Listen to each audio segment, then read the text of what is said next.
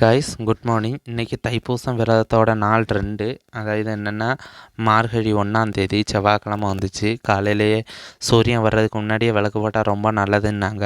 3:30லேருந்து 4:30க்குள்ளே காலையிலேயே எந்திரிச்சாச்சு. எங்கேருந்து தான் எந்திரிப்பு அதாவது முழிப்பு தட்டுது அப்படின்னே தெரியலை. 10 மணி கழியாமல் எந்திரிக்காதவனாங்க நான் கம்பளியிலேருந்து.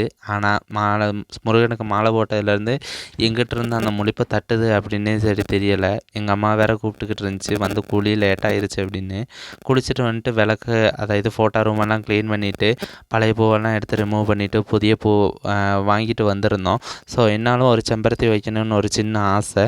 அதனால் செம்பருத்தியெல்லாம் வச்சாச்சு. அதாவது வாங்கிட்டு அந்த பூவையும் வந்துட்டு வெட்டி ஒவ்வொன்றா வந்துட்டு போட்டு விட்டோம். ஸோ போட்ட வாக்கில் இதையும் ஒன்று பார்த்துட்டு வாங்க.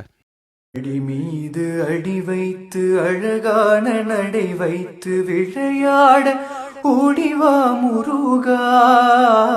பாத்தீங்களா முருகன் எப்படி காட்சி தந்திருக்காரு அப்படின்னு. அடி மீது அடி வைத்து அழகான நடை வைத்து விளையாட ஓடிவா முருகா, என்னோடு சேரவா முருகா.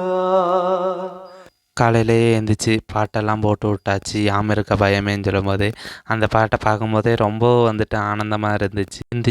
வெத்தலை தீபம்லாம் முருகனுக்கு போட்டாச்சு. முருகனுக்கு போட்டு இன்றைக்கான நாள் நல்லதாகவே நடக்கட்டும் அப்படின்ட்டு நல்லதாகவே நடக்கும் அப்படின்னு சொல்லி நமக்கு நல்லதாகவே நடக்கும்.